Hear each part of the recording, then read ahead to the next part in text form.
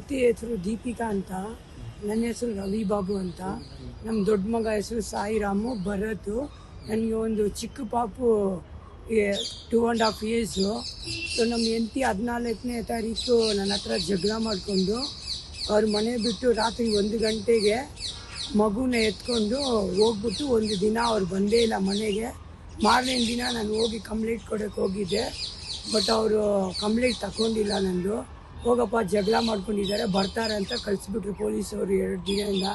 ನಾವು 10 ದಿನದಿಂದ ಮೆಜೆಸ್ಟಿಕಲ್ಲಿ ನಮ್ಮ 3 ಮಕ್ಕಳನ್ನ ಕರ್ಕೊಂಡೋಗಿ ರಾತ್ರಿ 3:15 ಮಲಗಿಸ್ಬಿಟ್ಟು ಜೋಬಲ್ಲಿ 100 ರೂಪಾಯಿ ಇಟ್ಬಿಟ್ಟು ಪಾಪುನ ಮಾತ್ರ ಎತ್ಕೊಂಡು ಹೋಗ್ಬಿಟ್ಟಿದೆ ಸರ್. ಇವಾಗ ನಾವು 10 ದಿನದಿಂದ ಹುಡುಕ್ತಾ ಇರುವಾಗ ನಮಗೆ ಒಂದು ನಂಬರ್ ಸಿಕ್ಕಿತ್ತು. ಆ ನಂಬರಿಂದ ನಾವು ದಿನ ಟ್ರೈ ಮಾಡುವಾಗ ಯಾರೂ ಎತ್ತಿಲ್ಲ.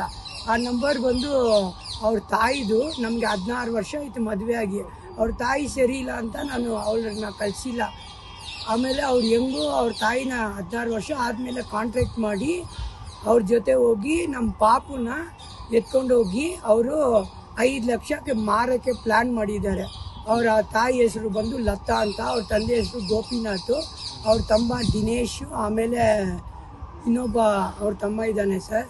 ಅವರೆಲ್ಲ ಸೇರಿಕೊಂಡು ಅವ್ರ ಜೊತೆ ಒಂದು ಲೇಡಿ ಸೇರಿಕೊಂಡು ಇವಾಗ ನಮ್ಮ ಮಗುನ 5 ಲಕ್ಷಕ್ಕೆ ಮಾರಿಬಿಟ್ಟು ಅವ್ರಿಗೆ ಬೇರೆ ಮದುವೆ ಮಾಡ್ಸೋಣ ಅಂತ ಅವ್ರು ಪ್ಲ್ಯಾನ್ ಮಾಡ್ತಾಯಿದ್ದಾರೆ ಸರ್. ಹೋಗಿ ಕೇಳಿದ್ದಕ್ಕೆ ನಮ್ಮನ್ನು ಕೆಟ್ಟ ಮಾತಲ್ಲಿ ಬೈದು ಇವ್ರ ಮಕ್ಕಳು ಕೇಳಿದ್ರು, ಅಜ್ಜಿ ನಮ್ಮ ಮನೆಗೆ ನಮ್ಮ ತಾಯಿನ ಕಳಿಸ್ಕೊಡಿ, ನಾವು ಕಷ್ಟಪಡ್ತಾ ಇದ್ದೀವಿ ಅಂದರೆ ನೀವೆಲ್ಲ ಯಾರಿಗೆ ಹುಟ್ಟಿದ್ದು ಅಂತ ಹೇಳ್ತಾರೆ ಸರ್. ನಮಗೆ ನ್ಯಾಯ ಬೇಕು ಸರ್. ಸಪೋರ್ಟ್ ಮಾಡ್ತಾ ಇದ್ದಾರೆ ಸರ್. ಎಲ್ಲೂ ಬಚ್ಚಿಟ್ಕೊಂಡಿದ್ದಾರೆ, ಇವತ್ತು ತನಕ ಹೇಳ್ತಾ ಇಲ್ಲ.